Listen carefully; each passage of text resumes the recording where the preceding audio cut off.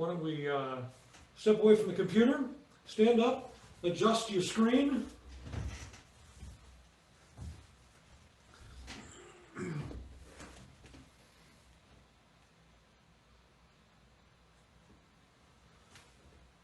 And to breathe in with me. And in. Out of this. And do it again. Out of this. Bring your hands just out like this. Kind of poof your chest out. Shake your arms up here. Let them drop on the count of 3 and keep your chest up high. 1, 2, 3. Head down. Clasp your hands behind your head. Breathe in. Feel the weight of your hands. Bring your neck down. Breathe in. Out on an S.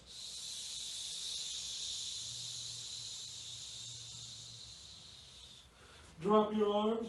And I want you to roll your neck all the way down. I'm going to disappear from the screen because you're going to go all the way down. Touch your toes. As best you're able, keep the back of your neck looking down at your toes. And breathe in. And out on an SH. Place the hands on the small of your back. Breathe in as if through a straw. Out on an SH. Good. Take in 12 quick sips of air as if through a straw. And out on an S as you slowly come up. Your head is the last to roll up.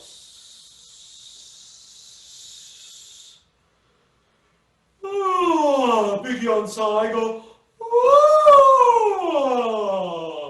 Oh, great. Everybody say A-I-O-U. Big face. I know I look ridiculous, but say A-I-O-U. Good. And now, I want you to, we were talking last week about a lot of things about the tongue and how much tension that can be produced by the tongue. So I always think it's good to do a little bit of a tongue warm-up, as it were, in your own practicing and before you sing. So what you're going to do is take the tip of your tongue, and it's going to touch the top, the roof of your mouth, the side, the bottom, and then the side. You're going to go in clockwise or counterclockwise fashion, whatever works from you. So top, and then you get faster and faster. And go the opposite direction.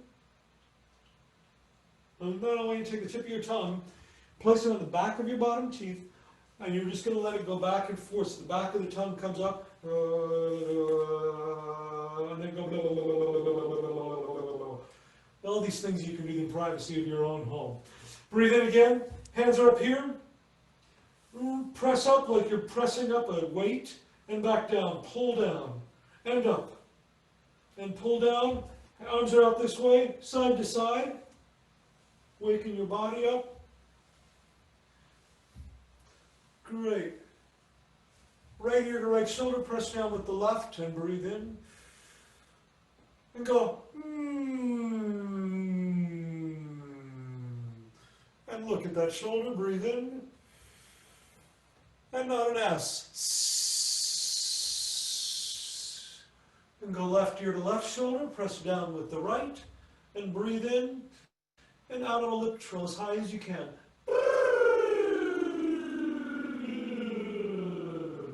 And look at that shoulder, breathe in, out on an F. Heads back to the center, shoulder roll back. Think a long neck. You know, one of the hazards of all this time that we are remote and doing things on Zoom and with our phones is that our posture, our neck tends to want to go this way as we watch on the computer or look at our phone. So this is a great opportunity to sort of reset your posture, thinking, again, I mentioned last week that idea of there's a little string at the top of your head like you're a marionette that's holding you up there, and your arms are nice and loose, and resetting the posture. I want you to put your left, if you're right-handed, you put the left foot in front of the right, just slightly. If you're left-handed, the right foot in front of the left. Bend your knees just a little bit. Great. And you're going to breathe in with me. With the hands right here, put your one hand underneath your lowest rib and breathe in. And out on an S.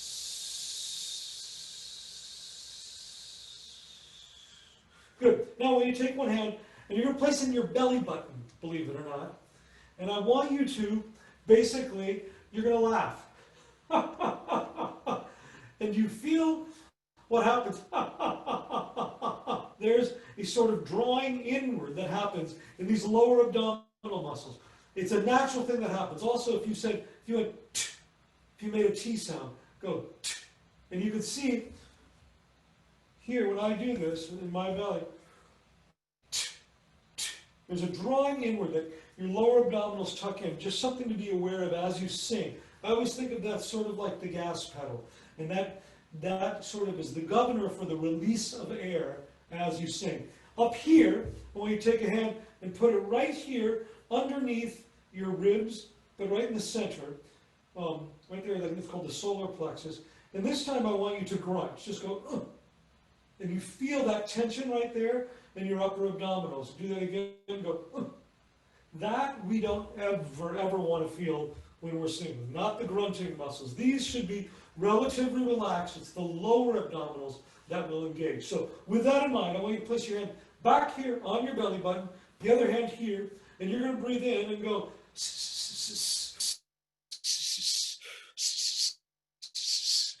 Hold on a second. There's something that happened with my microphone. Can everybody still hear me? Is everybody, can I get a nod? Yes? Okay. Sorry, a warning came up. Try that again, and I lost my video as well.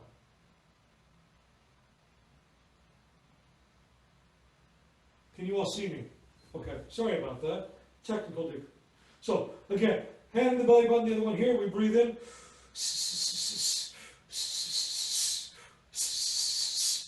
Good. And go.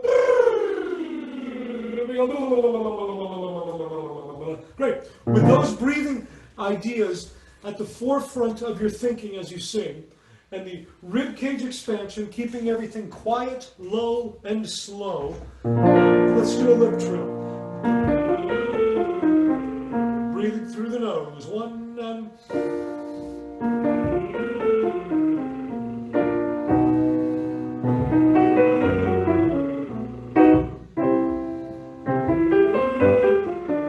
Good posture.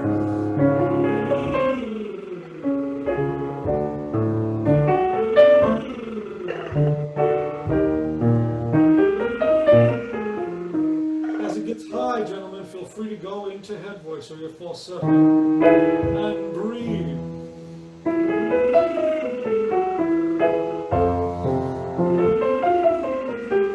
Focus on the breathing. Posture.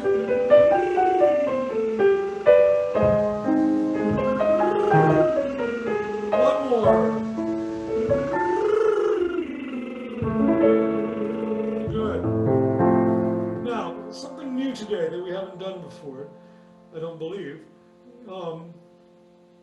No, we're going to come back to that. First, we're going to do, we did this, I think, 2 weeks ago, or maybe last week even. Ooh, ooh, ooh, ooh, ooh. So the tip of the tongue, again, remembering the tongue work we did last week, tip of the tongue is on the back of the bottom teeth, and to make your eval, it's just the tongue going up in the back, but the tip stays down. So you're going to sing. This time you're breathing in the uval, your posture. Remember, proud chest, heavy shoulders. Ready and...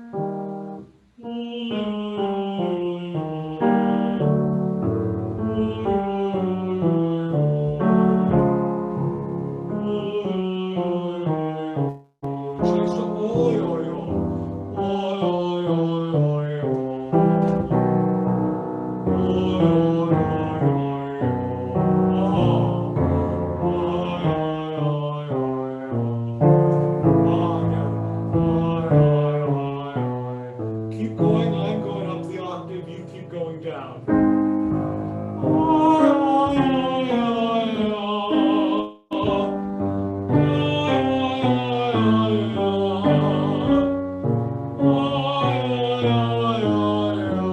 Two more.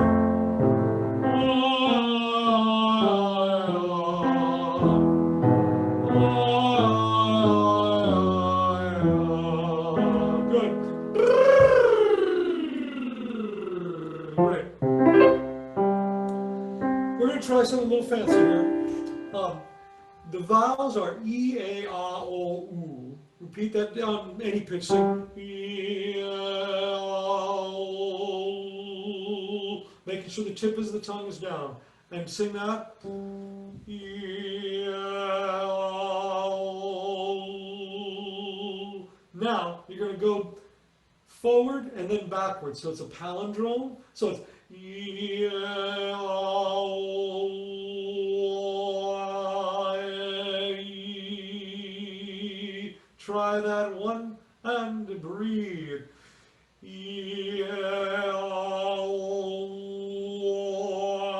I, E. Now, you know the vowels. Here is the pattern of the exercise. And it's 2 notes per vowel. And we're going to go up a scale and then back down it in that vowel order. So I will demonstrate. You're going to sing.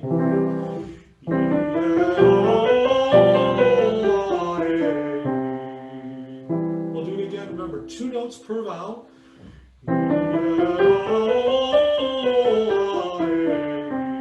Try that with me. 1 and 2.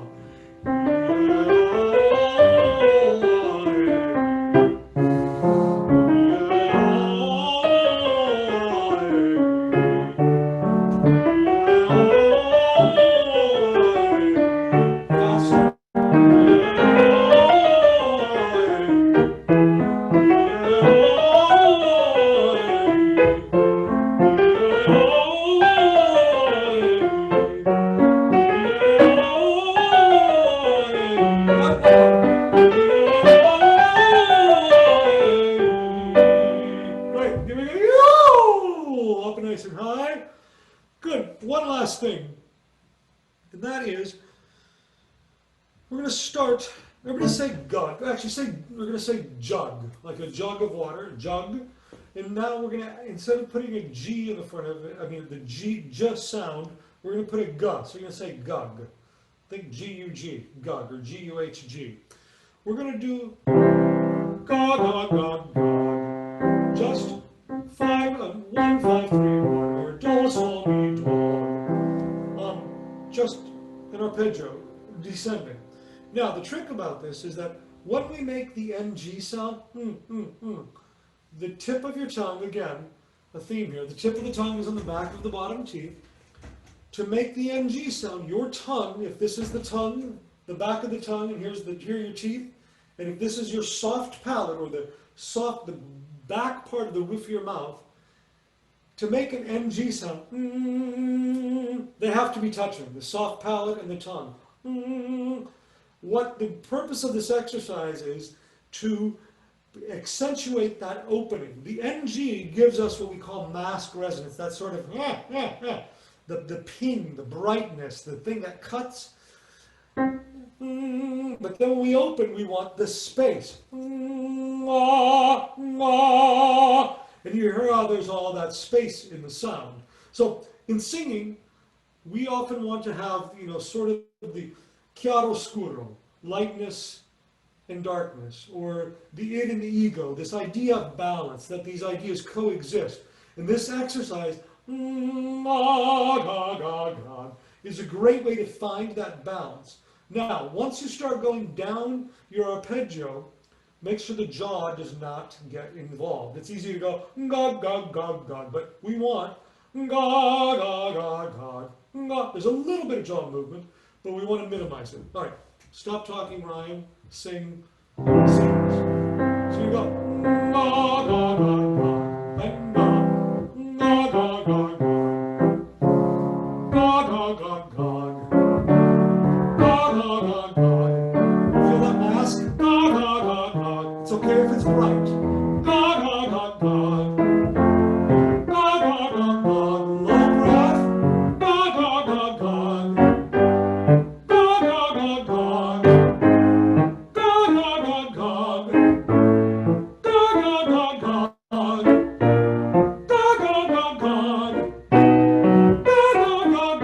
One more. Now, especially for tenors, that's an exercise that helps you access the top of your voice, and I think sopranos as well. When it gets too high, of course, altos and basses, feel free to take it down the octave. I wouldn't say to drop out, because we want you to keep singing. Just take it down the octave. So, it's 7:46, and at 7:55 we're going to have a few announcements, and then we will start with our guest. So what I'd like to do with the 9 minutes we have is do a little review of My Spirit Sang All Day, the Finzi. And if we can,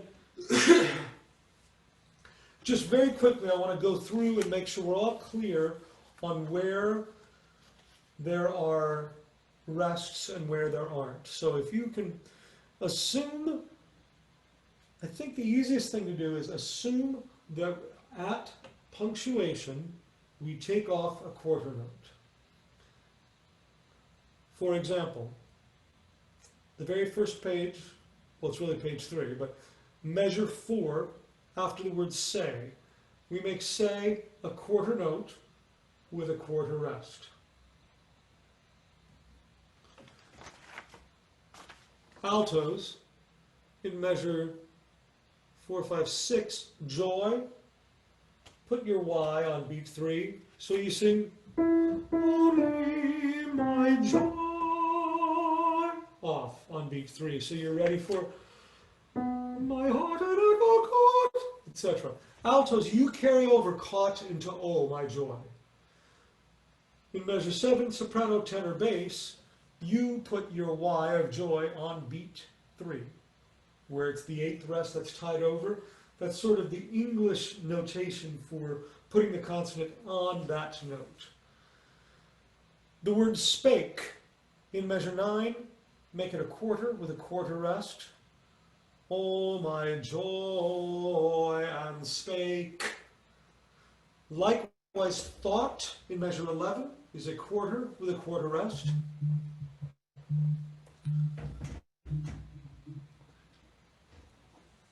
Tenors, measure 13, joy, the Y goes on beat 3. Measure 15, soprano, alto, and bass, you put your Y right on the downbeat of measure 15. Tenors, in measure 15, you're going to carry through into O. And that's important for the altos and basses to know. So they sing, my eyes can peer around my joy.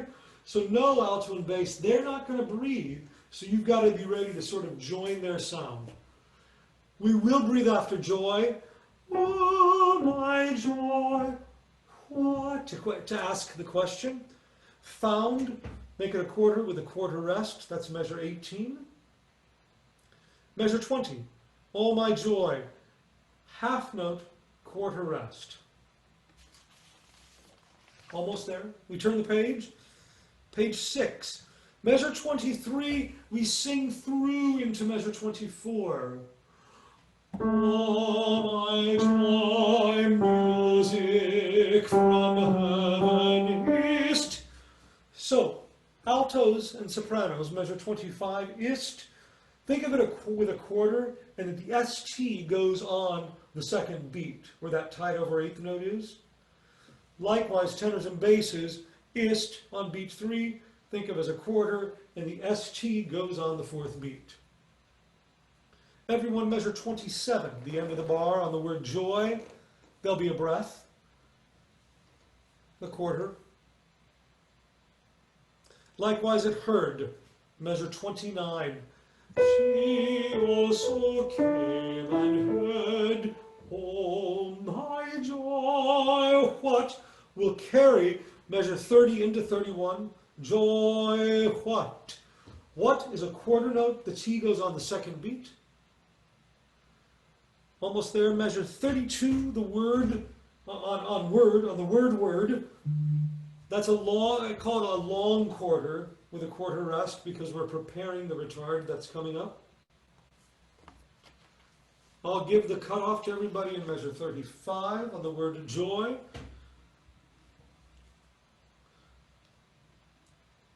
The last page, we're not going to worry about. I'll show it. How about that? So what I want to do in the little bit of time we have left, I want you all to be singing. I'm going to use this MIDI file I have that we can slow things down quite a bit, and we're going to sing along from the beginning, straight through. And I know that this is still fresh, and I encourage you to make bold. The beauty of being in your own house is, well, your own house or not, I always encourage loud and bold mistakes. Bold mistakes can be addressed and fixed. Those that are quiet, we never know happen. So, be bold. You'll hear the MIDI file gives you the pitches. I can give them to you now. My spirit, as we start in octaves. And then you'll hear a little bell that goes 1, 2, 3. My spirit, and I will conduct, and I will jump around singing different parts. So, are we all there? And everybody can see my screen, correct?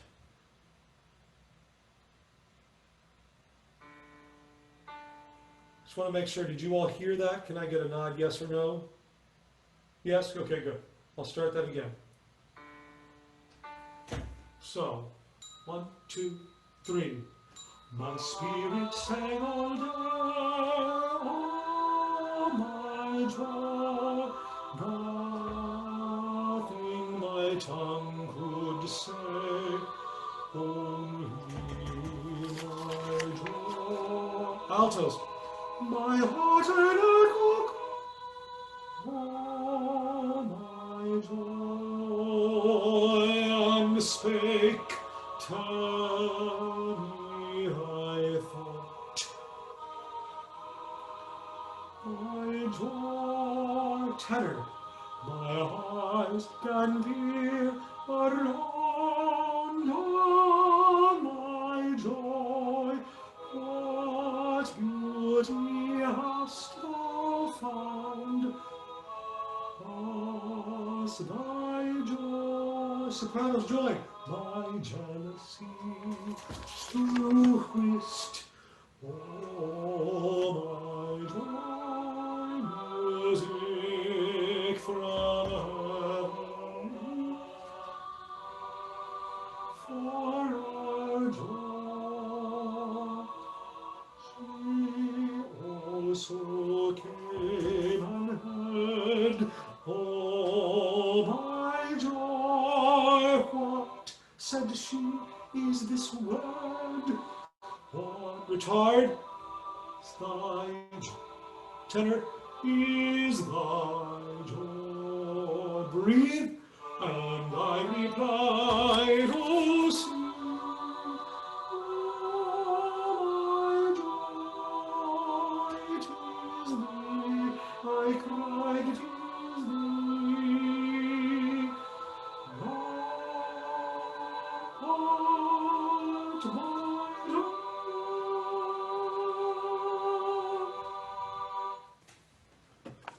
Great. And we can work more with this in future dates.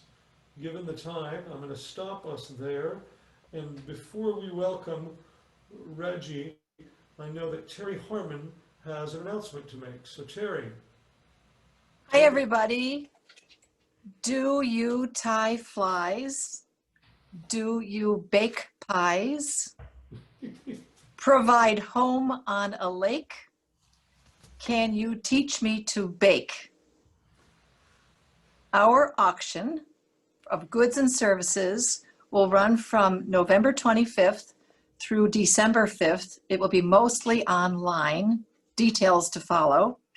And over the next few weeks, you'll be meeting our fantastic auction committee. So between now and then, we want you, please, to think about what you can donate, an item or a service, something that you can have fun with. So use your creativity and have fun. More to follow. Thank you. Thank you, Terry. So, I cannot tell you all how excited I am to have our guest with us this evening. You all were sent all kinds of biographical information about Reggie, so I'm not gonna, you can look it up and go to his website and learn a ton about Reggie. I want to just tell you a few personal words about my colleague and friend Reggie. I first knew of Reggie because of his singing. I remember probably it must have been about almost 10 years ago now, listening to a recording of a Bach cantata with John Elliott Gardner conducting with the English Baroque soloists in the Monteverdi Choir, and wondering who was this amazing countertenor. And I find out, number one, surprised that it's an American singer, which was really exciting. And second of all, that it was this countertenor, Reggie Mobley. And then through a mutual friend, Paul Tipton, who's a fantastic bass baritone, Paul introduced me to Reggie, and it was probably about 2 years ago that we had in Boston, Reggie and I had pho, the Vietnamese cuisine. It was my first time ever having it. And between pho, a little bit of sake, and a beer or two, I think we started talking about what is wrong with classical music and why does it not look like the rest of America? Why is it so whitewashed? And I think I had to leave to another rehearsal or something else, and we didn't get to finish the conversation. And when I was so fortunate to get this posting as music director of the Newburyport Choral Society, and then this pandemic hit, and also this social pandemic, and that spurred this Black Lives Matter movement to even more prominence and sort of more of a dire need. I called up Reggie again because at Emmanuel Music, one of the things that we're doing is trying to figure out how do we fit into this? How can we make sense of this? And what part do we play in our own unknowing racist actions, and what part can we play in being anti-racist and promoting diversity, equity, access, inclusion in the classical musical world? And so Reggie and I, along with a gentleman at Handel and Haydn Society, started talking about a program, a sort of fellowship for artists of color, and that is still something in progress that we hope to come to fruition next fall.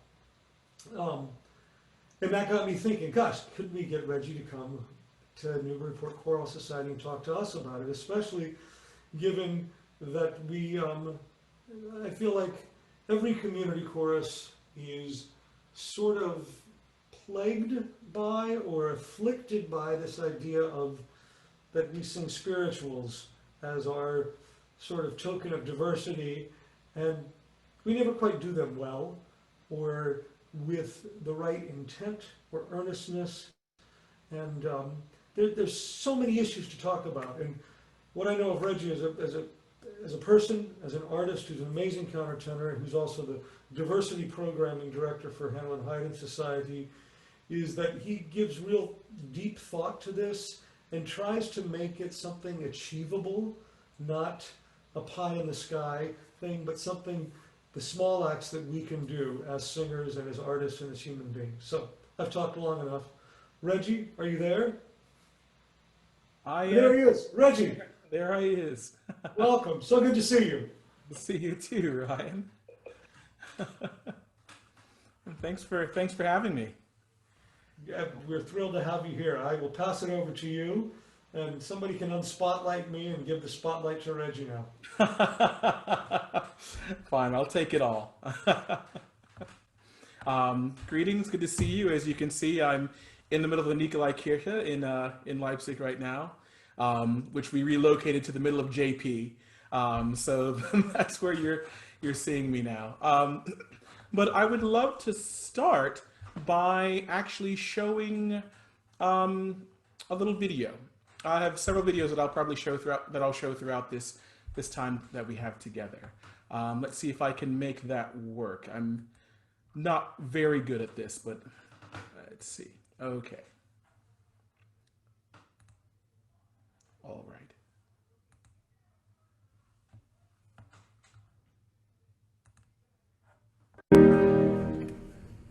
He gave his back to the Spartans. He gave his back to the Spartans, and his cheeks to them that plucked of them, and his cheeks to them blanket of love, and his cheeks to them that blanket of love. He hid not his face from shame and spitting, he hid not his face from shame, from shame. He did not hid his face from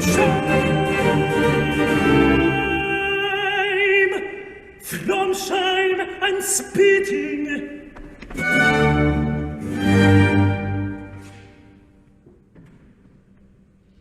He was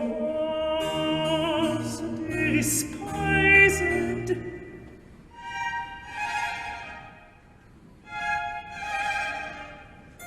despised and rejected.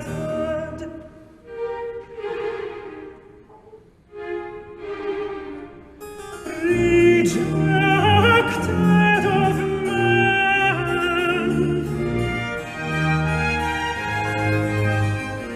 a man of sorrows,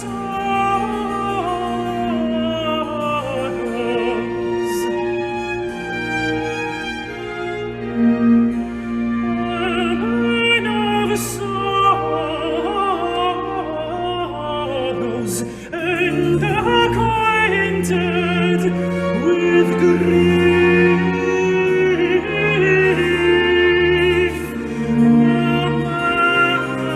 man of sorrows, and acquainted with grief.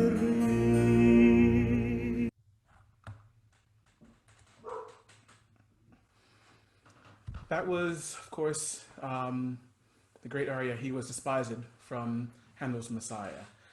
That is a very important piece for me, and I'll explain more as the time goes on together. So what I want to do now is I would love to just give you a little bit of background as to who Reggie is. You're probably wondering, and I'm sure you'll have questions, and I'll try and head off some of those right now. So I was born and raised years ago in 1977 in Gainesville, Florida, in the South.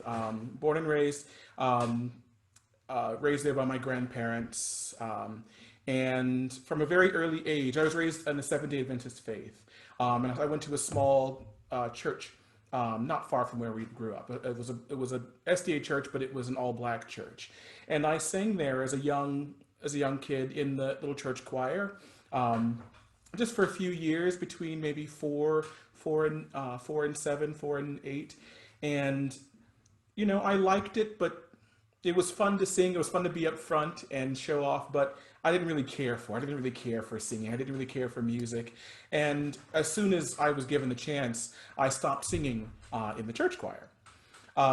When I was 8, I did take piano lessons from the church organist for maybe 2 years, and then that was, you know, I had some interest in music, so I did that and then stopped because it just wasn't interesting to me. I wanted to go out and play with transformers. I wanted to draw things. I wanted to dig up dinosaurs in our backyard and you know, and catch crawfish in the creek nearby.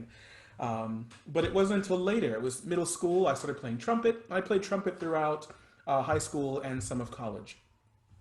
But it wasn't until high school, which was a magnet school for drafting and architecture, that I really found my passion for art. I was going to be an architect or a designer or something to do with the visual art. That was my life's goal. That was my purpose. And for 3 years, I was solely in other than general classes, I took several art classes and the AP art class. My senior year, I took two different courses of AP art in addition to drafting and architecture. And I also had a part-time job at a graphic arts company that worked for the University of Florida, which is where I'm from, in Gainesville. I started developing some wrist pains, and I think maybe at that point I really realized that I really wasn't that interested in drawing. I wasn't that interested in architecture. I kind of followed it because it was something to do. And the piano teacher, and who was also the chorus teacher, um, we were talking during an independent study course, and she said, "Well, your brother is singing in the choir. Why don't we see if you can sing as well?" And I said, "Well, sure, I'll try, but I have no idea why you want to do that." And so I went to her office and I sang a few bars for her, and she said, "You know what? I need you in the choir. You have all of these art courses, just drop one, take chorus." I said, "Sure." And so we went and changed I dropped one of my AP art courses and took up chorus my senior year. I grew to love singing in that year. I thought it was fantastic. I loved singing in the choir. I loved choral music. I loved the little Purcell songs, the barbershop songs that we sang, and I thought it was fun. But it just wasn't anything that I would ever do past high school. But as the year went on, I got closer to graduating. I received a full scholarship with Davidson College, North Carolina, for graphic arts. And I thought, okay, this is what I'm going to do. I'm not sure I really like the idea because I'm enjoying art less and less, but this is what I'll be. This is what I'll do. And the year continued on, and everyone could see that my heart wasn't in this. And so the chorus teacher and the guidance counselor contacted my mom. And the three of them conspired and talked to me, and we decided to apply, just as a Hail Mary, apply for admission into an HBCU, a historic black college and university, Oakwood University, which is in Huntsville, Alabama, and to see if they would potentially give me a match scholarship for music. They did. They matched my scholarship from Davidson, and I said, this is what I can do. And so I took an immediate left turn at the end of my high school career. I said, "Thank you, Davidson. Thank you for this opportunity, but I'm going to deny the scholarship." And I went to Oakwood for trumpet performance my first year of college. I didn't play trumpet a single day when I got to Oakwood. I was taken by this atmosphere. If you know anything about Oakwood College, you should know the names Clifton Davis, Take Six, Brian McKnight, Shirley Verrett. There's an Angela Brown and Prince. For all of these musicians came through Oakwood. Oakwood was this hub of music, and especially singing. And I was just taken by it. So as soon as I could, I signed up for voice lessons. I switched my major to voice, and I was going to be an operatic tenor. That's what I was going to do. That's what I would be. And I remember at some point they were saying, well, it's amazing that they were saying to me that you love singing, but you also seem to have this interest in conducting and composing and other areas of music and facets of music. And I said, yes, I'd love to do it all. I'm 17. Why not? The world is not ready for me. And what one advisor said to me was, well, you should really stick to singing, stick to opera, because you have a better shot of making a living there. There just aren't a lot of people that look like us, that look like you outside of this, but you can most likely get a career in opera. There's so many names, there have been trailblazers, as far back as, of course, Paul Robeson and Mary Anderson, and Shirley Verrett. And so that's what you can do. I thought I didn't think much of it. And a year later, because of funds, and not being able to afford the school, I went back to Gainesville. And there I went to the University of Florida. And I was just a general music, taking voice lessons and singing in the choirs and so forth. And I got wrapped up in this barbershop quartet. And our quartet was a collegiate quartet, Station 59. You can look us up on YouTube if you like. And we competed internationally. And in '99, we won the international competition for the collegiate division. We became gold medalists, and that was just amazing for us. We were singing everywhere around Gainesville and around Florida, and And we would always practice in the hallways. And so there just happened to be one day after choir, we were singing some tags, which are the ends of barbershop songs. We were singing some tags in the common area. And my professor just happened to be around the corner. And he turned and saw us singing one of these tags. So if you know anything about barbershop singing, the top part, the tenor part, is basically an alto part. You're singing in thirds, or you're singing higher than the actual melody line. And I was just using a mix of falsetto and head voice to kind of create that sound. But knowing that as a young tenor or baritone, who knew? No one knew. You shouldn't use that. A lot of voice teachers, a lot of older voice teachers kind of dissuade and encourage young male singers to not, sing in falsetto, because they're focused on developing, the mode of the chest and head voice and that part of the voice. So when he came around the corner, I realized that I had done something wrong, because I was using this alto voice, and he grabbed me by the arm and dragged me up 3 flights of stairs, and he said, "Play this, sing this scale." And so I sang this scale, and it was an E flat major scale, and he played it from middle C, the E flat above middle C and up, and I sang it the octave below, and he said, "No, sing where I play." And I said, "Okay, that's weird, but okay." And so I did, and I sang this scale, and he stopped, he looked at the keyboard, looked at me, and then said, "Now sing this scale. Now sing this scale."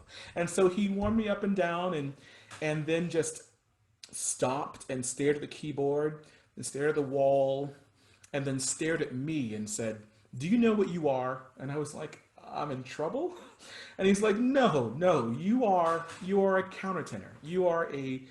You're probably one of the most naturally gifted countertenors I've had a chance to encounter, and I think this is really exciting. So what do you think? And I just stopped, and I stared at the keyboard, and I stared at the wall, and I stared at him, and I just said, "Well, what's a countertenor?" And he said, "Well, you're also an idiot, but here's the CD of this countertenor. Go home. When you come back to your lesson on Monday, this is what you'll be doing for the rest of your life." And so I did. And I came back, and I was just taken by this new world, and this way that I could now sing, where I knew I could now actually produce what I thought. Everything that I thought of artistically, I could now do. And I was, of course, completely taken by the Baroque world, by the early music world. And so at that point, I was sold. My life was now solidly music.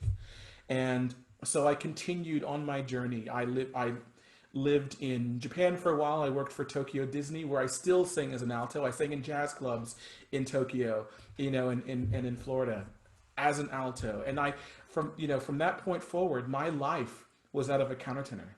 And I found myself completely wrapped in the music and the works of Bach and Handel. And so what I want to do now is play you another video. And this one will be of me.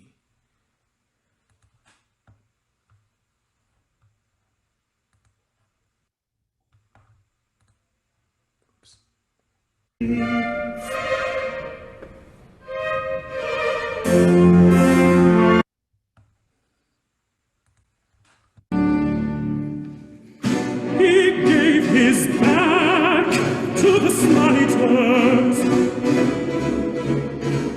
He gave his back to the slighters, and his cheeks to them that loved of the hair, and his cheeks to them that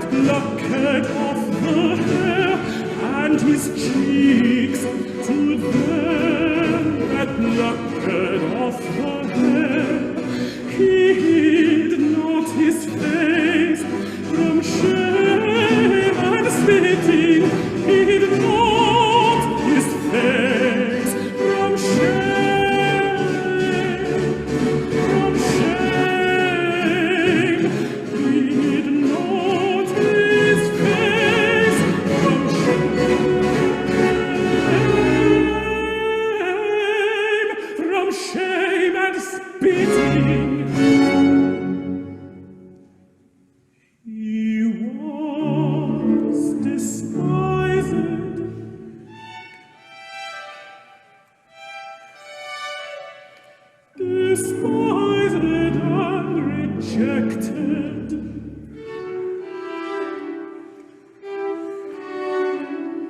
Rejected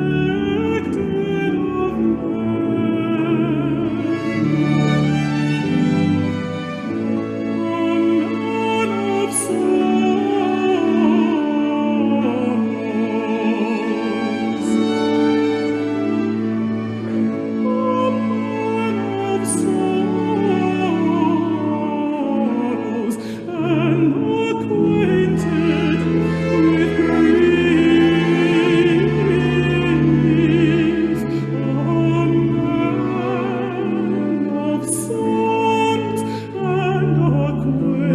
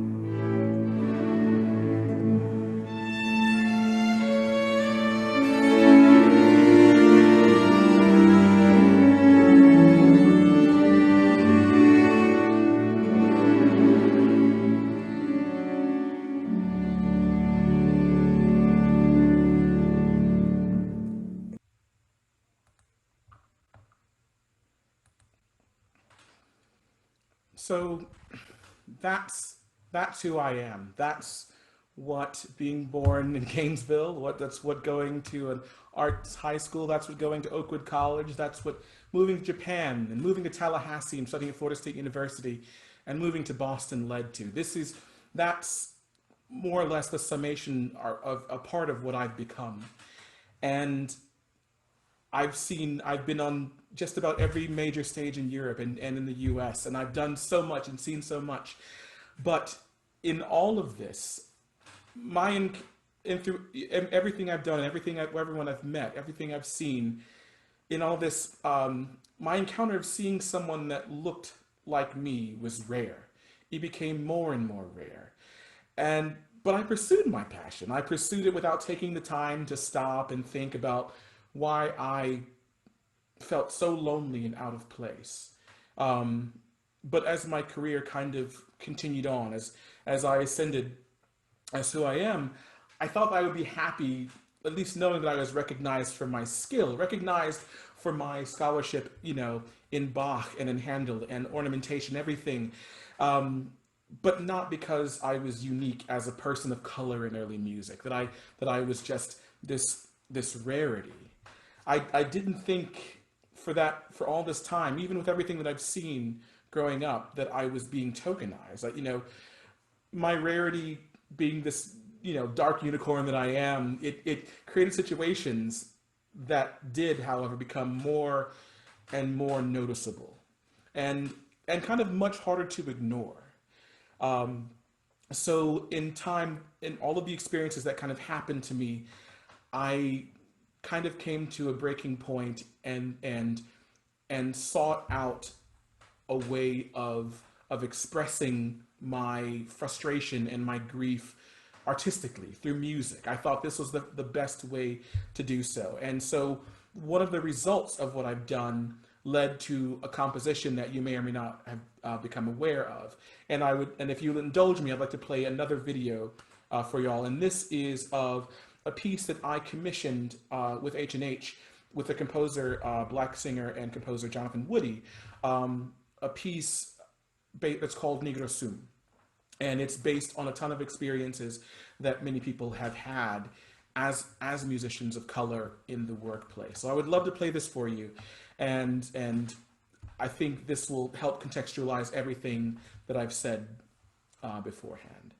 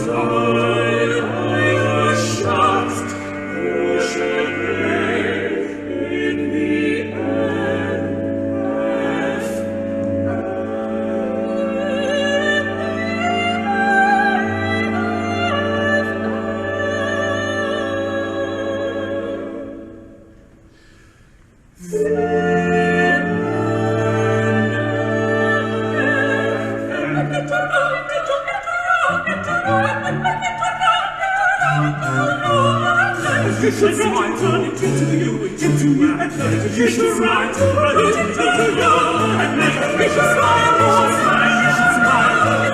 You should smile, you should smile, you should smile, you should smile. I want you to shine. Would you open the hall? Would you open the hall? Open the hall, in the hall for me. I thought you were a janitor. I thought you were a janitor.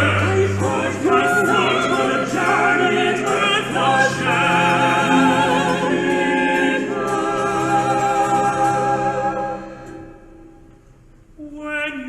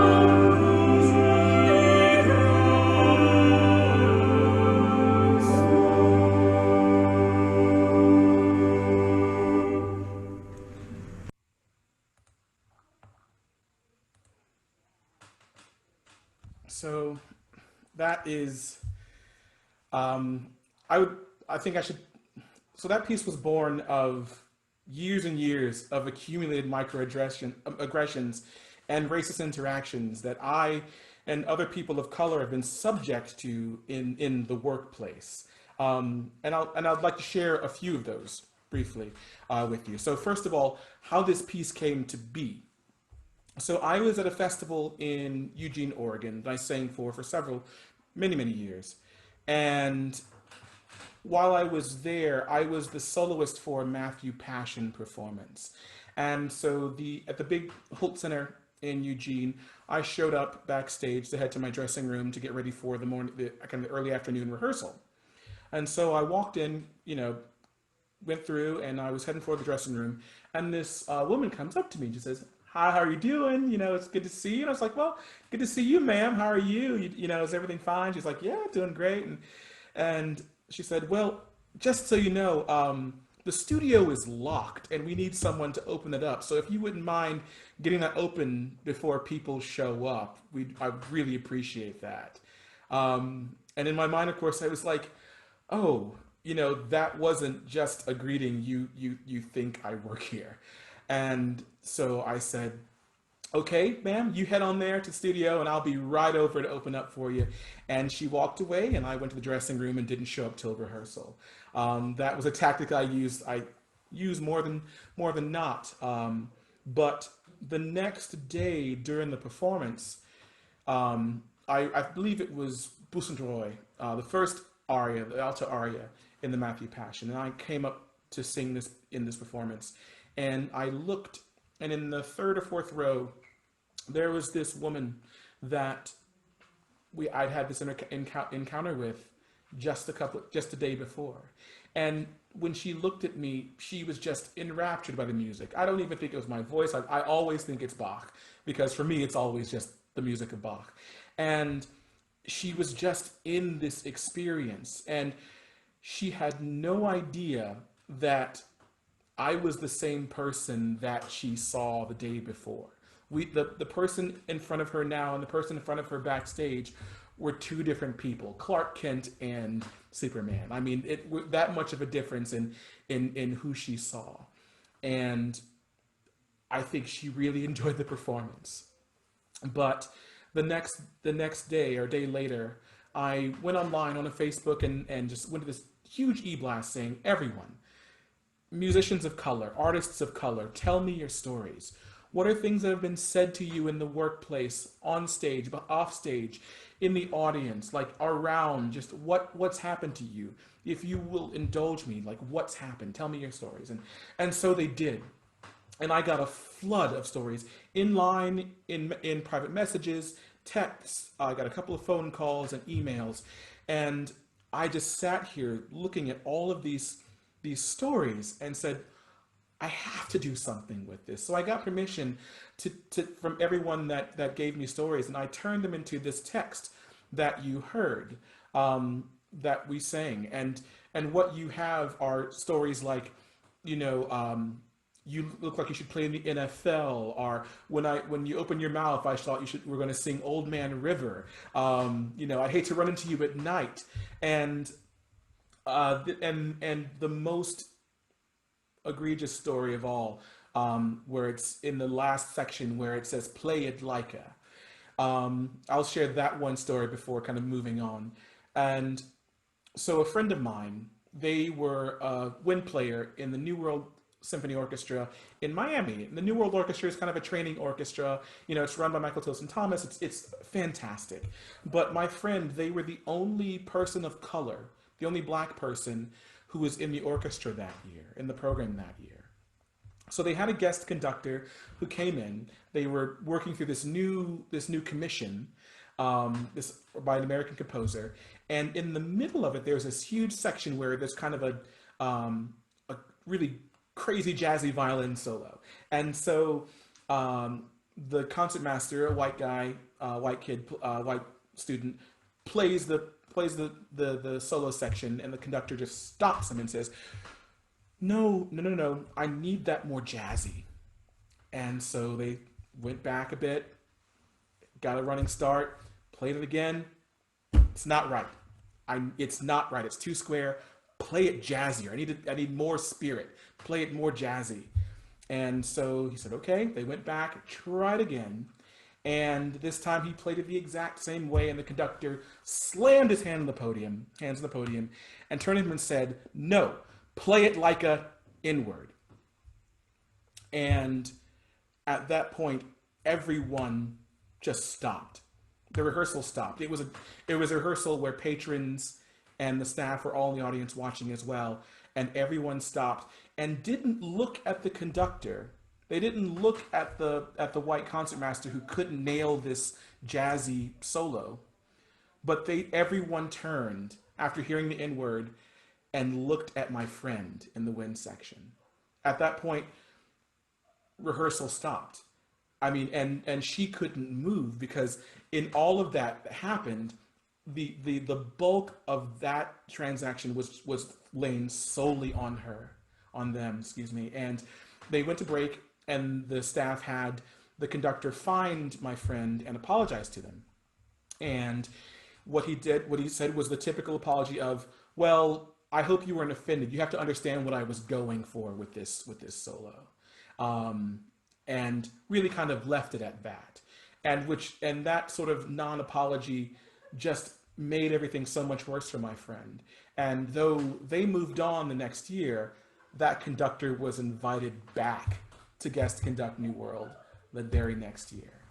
And these are the things that are done and are said in a place where most people wouldn't think that racism and bias wouldn't be so prevalent. Not in the arts, not in music.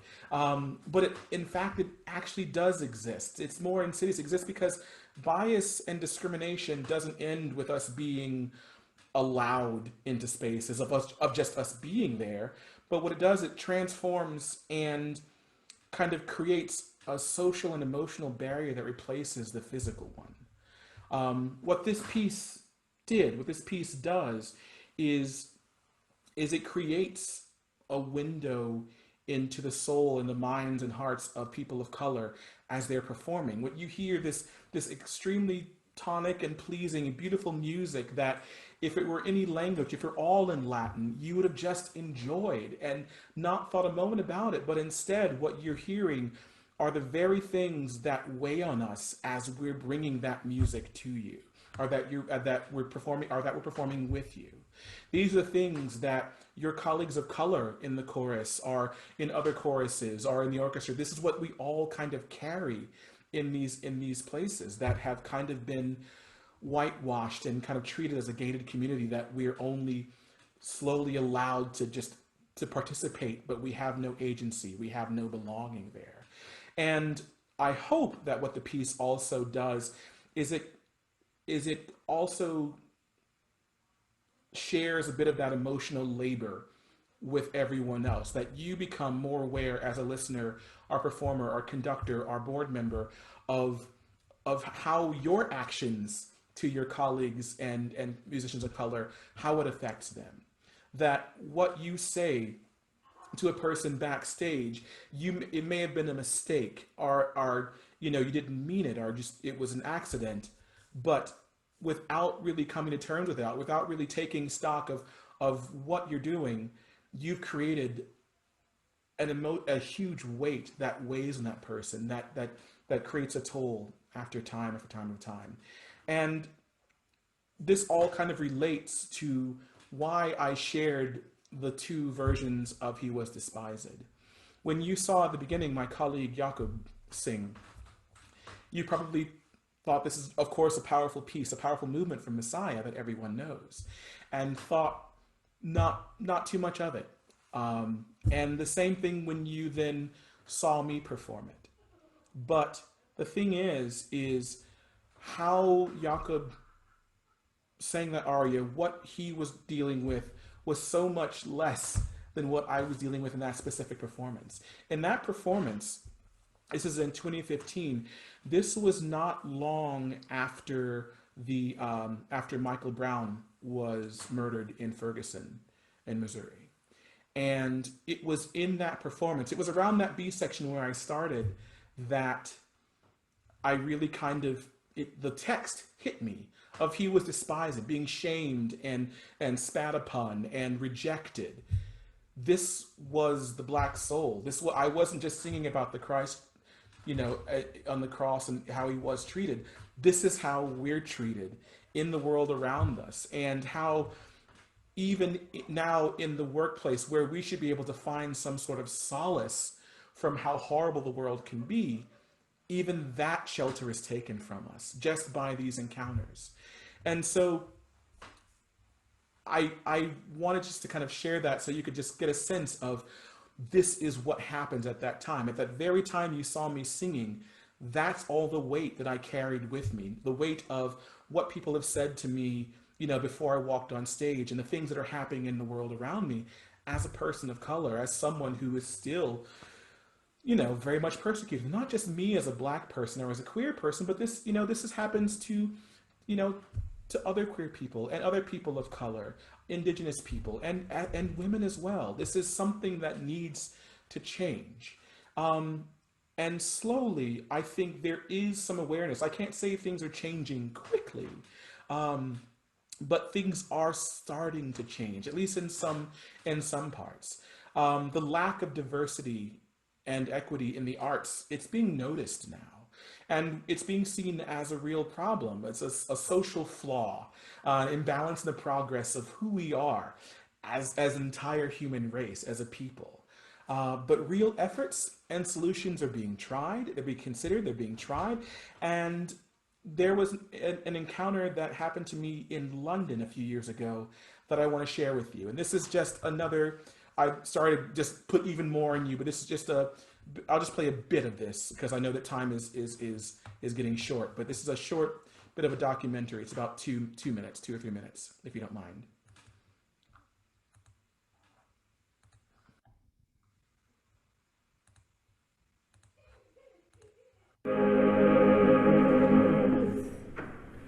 Discrimination, persecution, judgment. Discrimination, persecution, judgment. This project was all about taking Handel's Messiah and looking at whether it can be relevant to a group of young people from diverse backgrounds, multi-faith group, and seeing how this piece of music resonates with them. Asking them to create lyrics and music in response to Handel's music, to his libretto, to all the themes within this incredible narrative, and create a piece that really speaks volumes and says something important to this audience tonight at the Barbican. When we took the Messiah apart, we felt, oh, this sort of relates to maybe expectations, and it linked in really nicely with what we thought like today's problems were and why like it's important to us. Our message is that as children, we all have our own views as well, and we want to be taken seriously.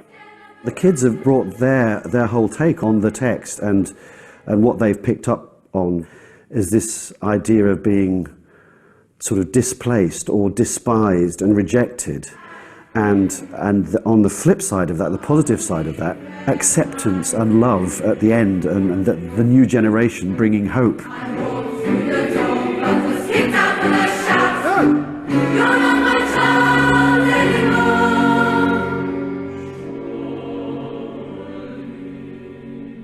Not many children are going to have the chance to work with an orchestra and an Academy of Ancient Music, the Academy of Ancient Music, and it's like, you're not going to do this again.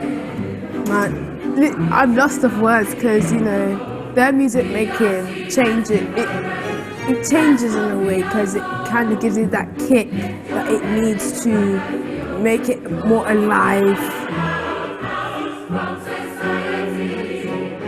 I learned a lot from this. I learned that not only do you have your sort of interpretation of things, you have other people's interpretations, because my idea of racism might be another person's different view. So it kind of helps and it opens your mind. Music is a form of art and a way to show your creativity, and it brings people together. No matter where you're from, no matter where your origins are, no matter who your parents are, just be you, and as it says in our piece, you have your own voice, so don't let anybody judge you. If you want to get the word out, then you get the word out, yeah.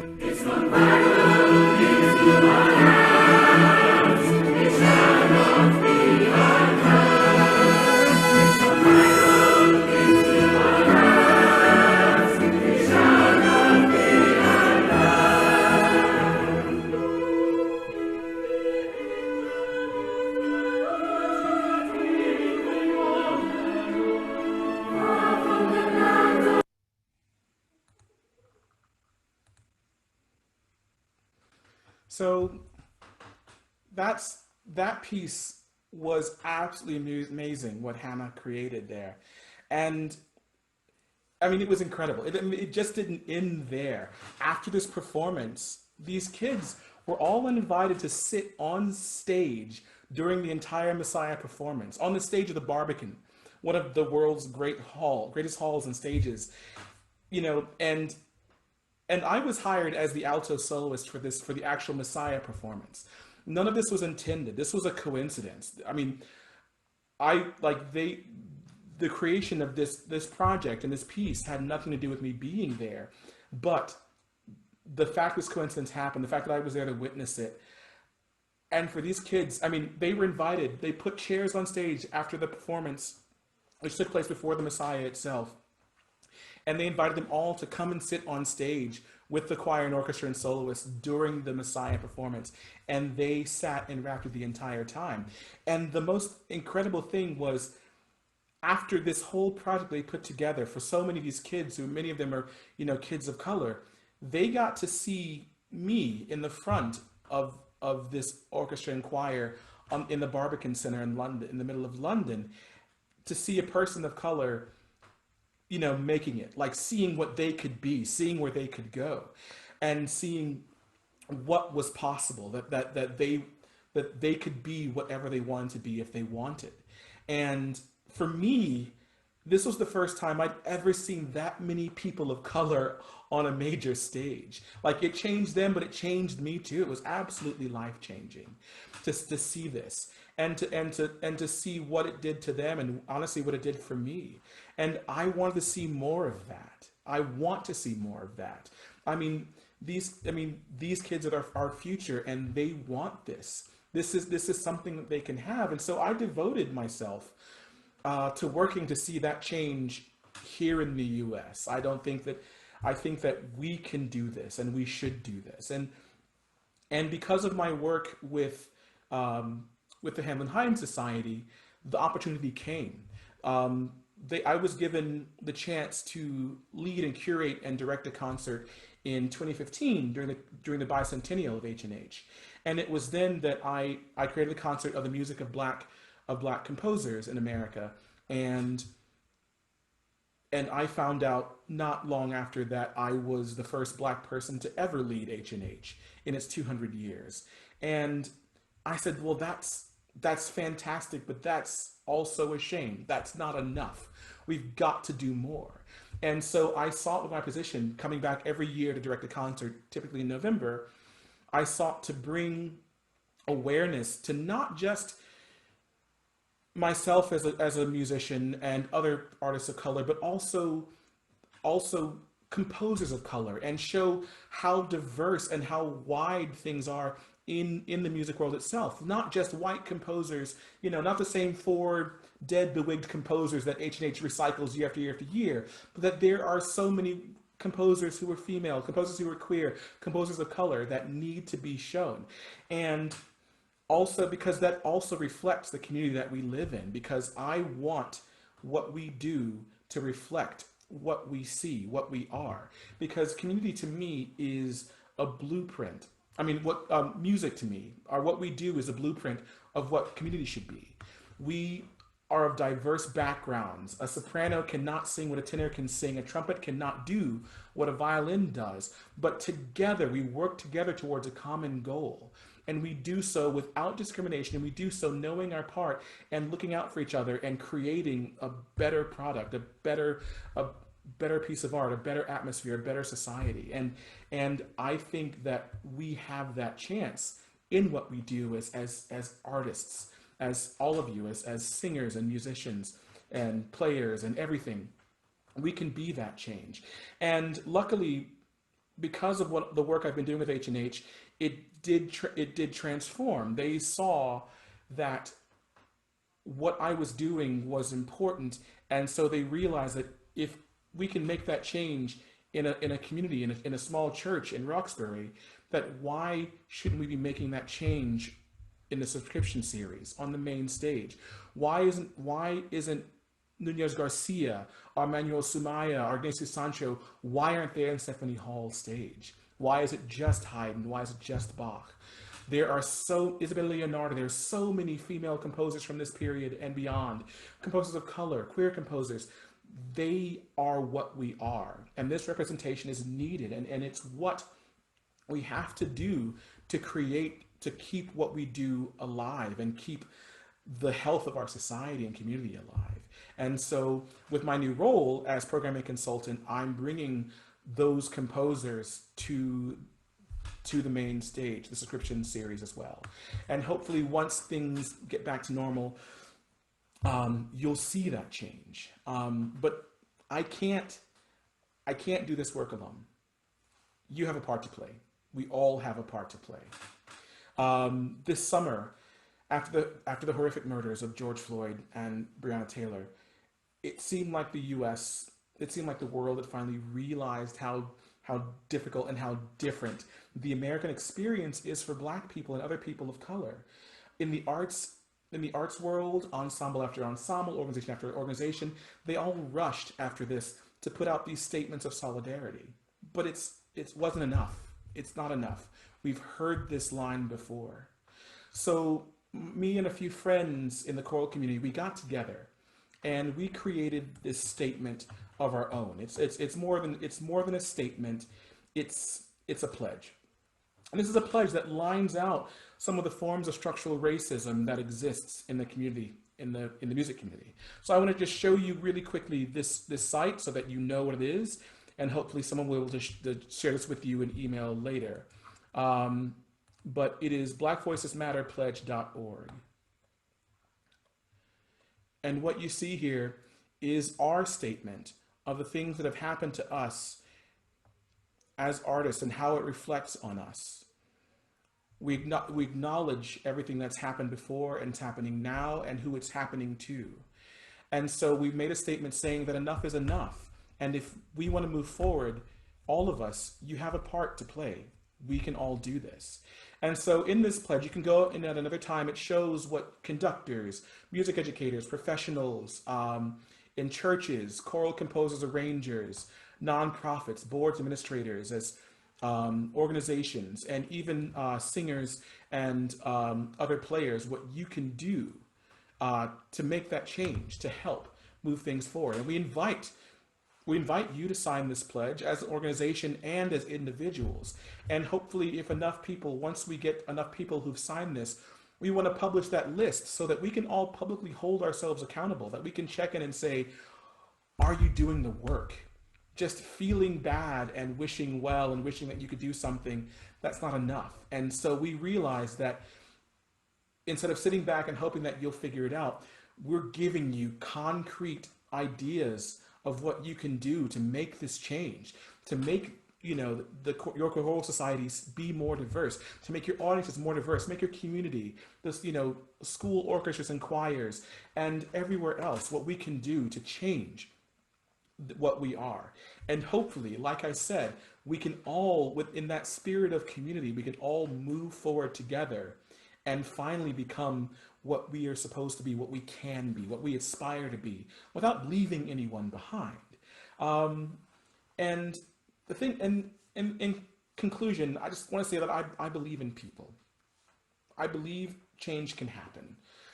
I believe that it can be lasting this time if we do it. We have a unique opportunity in these very dark times, in this pandemic time, to really reflect and look at ourselves as a community.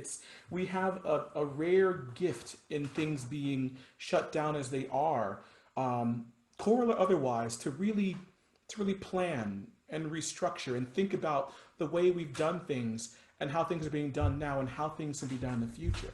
And we can implement, once things start back again, once we're in this post-COVID world, once we're in this new normal that we find, that we can be more inclusive and more equitable. We as an arts community, we can lead the charge by showing that we can be that change quickly, we can be that change now, and then we can be what we should be. We are the torchbearers, we are the example, we are the best foot forward. The arts are a sign of a healthy society, and if we're not really showing up for everyone, then we're not showing up at all. We're not doing our job. So I hope that when we arrive at what our new normal will be, it'll be one that's created and shared equally. So I know we don't have much time left, but I'd love to just open up for discussion and questions and comments. Reggie, thank you so much. I'm going to jump in here. I will, just members in the news of note, I will put that Black Voices Matter website and pledge up there for us to all take a look at, as well as a video that, a link to the video of that performance, that wonderful video that you shared with us, Reggie. Right now, in the limited time we have left, if there are questions, please go into your chat function and let me, and say you have a question, I'll call on you quickly. We already do have one, and I'll just go ahead and read it. It's from our Alto 1 section leader. It says, Reggie, how do you deal with the information that is coming out that Handel earned his wealth by trading in slaves so that he was free to compose? I discovered that actually at the Victoria and Albert Museum in London. There was this huge opera exhibit, and they actually had literature from the trading company that Handel was invested in. And it talked about that a bit and briefly, and talked about how he was pushed on that fact by abolitionists, and they actually convinced him to divest. He sold all of his stock, so he didn't keep this throughout his life. I mentioned before Ignatius Sancho. He was a composer, man of letters, a business owner. He was born in 1829 on a slave ship headed for the New World.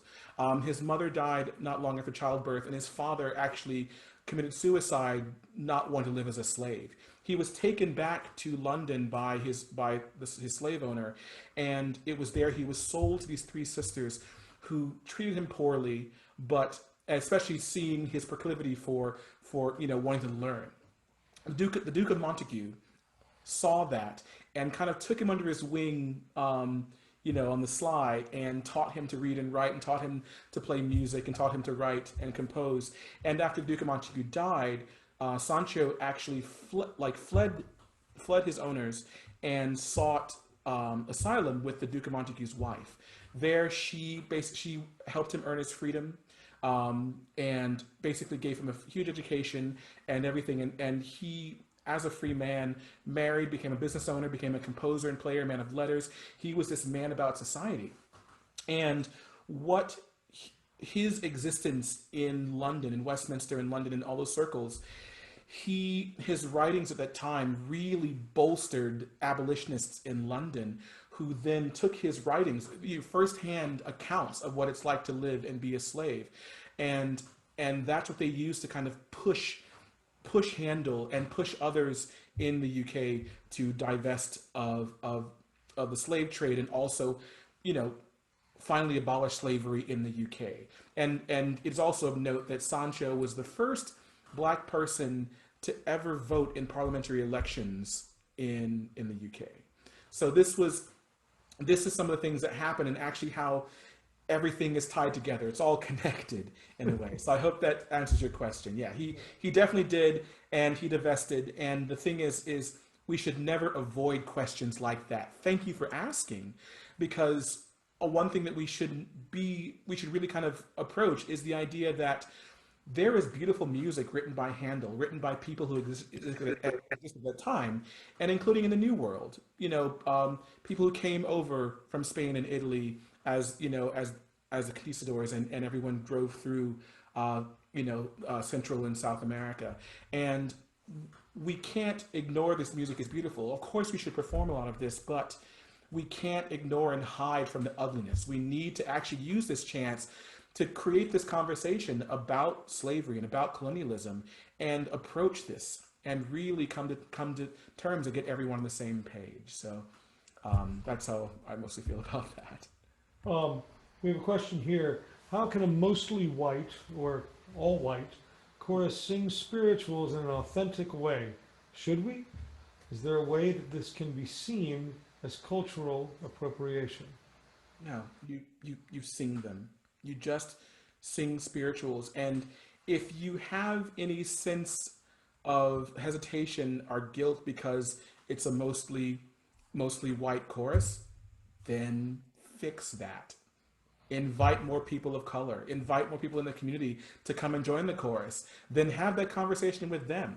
You know, it's spirituals, there's a lot of complicated history behind spirituals in how in after they after we were, you know, slaves were freed, and in the 20th century, late 19th and early 20th century, when groups like the Fistulae Singers and musicians like Burley and Work and Hairston like created these concert spirituals, they realized, much like European white composers like Dvorak and Delius and McDowell realized, that this is American music. This is our early music. Not only was it being written at the same time as Bach and Handel and Mozart were writing, but these slave songs and spirituals were being written and sung before rock and jazz and techno and everything else. This is our early music, and this is music that is shared. If you are an American, whether you are white or black, you fall on some side. You have some awareness of the ugliness that comes with these spirituals, and so it's a chance to maybe not put the emotional labor on the few people of color that may be in the chorus, but to have that conversation, and if they want to join in and give their experience, they can. But the thing is you shouldn't avoid this music. The Fisk Singers, you know, Burley wrote these songs out because he wanted them to be sung. He wanted to be shared. These are American art songs. This is our music that was born here and exists nowhere else. And this is this is our gift. This is our, you know, a pearl that was born of all of this ugliness that we want to share and maybe use somehow to create this conversation that we're avoiding to create this togetherness of community, that maybe through understanding the pain that went behind these spirituals, you will continue to grow some sort of, you know, empathy and compassion and understanding and perspective of what it's like to be a person of color in America, and that you will work harder to create an opportunity where you don't feel so ashamed about singing these songs. But please do. If you're worried about the language, then don't push that side of minstrelsy where you think that using the language makes you feel weird. If it feels unnatural, then have a conversation with a black musician or a black conductor who can help you work through those things. But the thing is that they're beautiful songs, they're beautiful pieces, they're beautiful spirituals, and they need to be shared, they need to be sung. So please do. And know that Florence Price and John Work and Hairston and Burley and so many others, and they wrote more than spirituals too. They wrote everything. So just explore everything that they have to offer, and realize that this is of your people. This is American music. So I think there's a much broader conversation to be had than I can get into right now, but that's a start. Just don't avoid them. And you know what? Go and listen to them as well. My old concert choir, the Aeolians of Oakwood University, their new album that just released is up for Grammy nomination. And it is absolutely stunning to hear these young people of color just tackle all of this music so impressively. So don't just hope to sing, also listen and explore. We have unfortunately come to the end of our time. I feel like we could go on another hour, and I'm sure there are a ton of questions, and I'm getting notes that says, please invite him back. You want me back? Of course. Yeah, one of the things, just very briefly, that, and you and Reggie, you and I have talked about this a little bit, that I'm always interested in is, I feel like the word token comes up, and when I use that word, I mean that we often, as a white choir, will perform, quote, black music or spirituals, but we turn a blind eye to or don't think about all the non-idiomatic music written by people of color. And it's almost as though we think that, oh, well, that's, you know, they'll do the spirituals, and then we have our white men to do this other music. Um, and if you can, and I understand people have to leave, and it's getting late here, but could you just take 2 minutes and talk briefly about the non-idiomatic music of composers of color? Well, the first person that pops into mind is kind of my sort of patron saint of everything I've been doing the past year, and that's Florence Price, who of course was the first of women of color black person to get a degree at New England Conservatory. Her music is extremely like she writes. She did set some spirituals, and she set some songs in the style of spirituals. But a lot of what she wrote was everything. And if you look at her music, like her symphonies and her organ works, I mean, she was performed by Chicago Symphony. But she was just kind of forgotten after a while. There is so much out there that we're kind of scrambling to find and sing and play and perform. And the thing is that there is a lot out there. There's Margaret Bonds, there's George Walker, there's so, that's fantastic. Heart of a Woman, yes, that's awesome. Someone has her biography. But Florence Price is kind of my patron saint right now.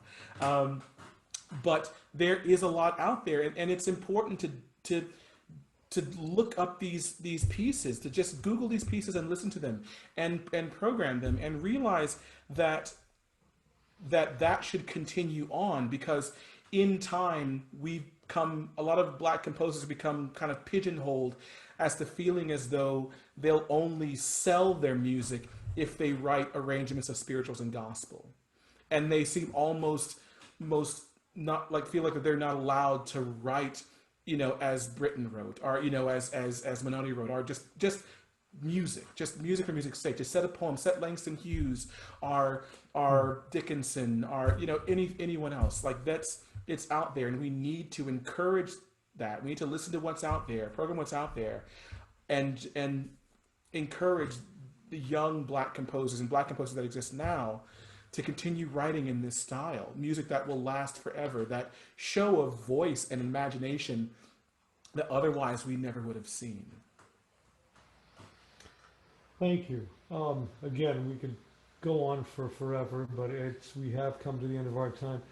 Reggie, so grateful to hear your story and to I feel like you're empowering us and inspiring us to do this hard work and necessary work, especially up here in our rather homogeneous Merrimack Valley. We have an opportunity that I hope that we're able to seize upon. And thank you for your generosity of time and of spirit and ideas and your artistry and your friendship. And we'll have to have you come up and sing with us at some point. You're getting applause from everybody, of course. Thank you. Anytime. Happy to Thank you, Reggie. Thanks, and Rob. Singers, thank you all. And I will see you all next week. We will say farewell. Take care, everyone. Good night.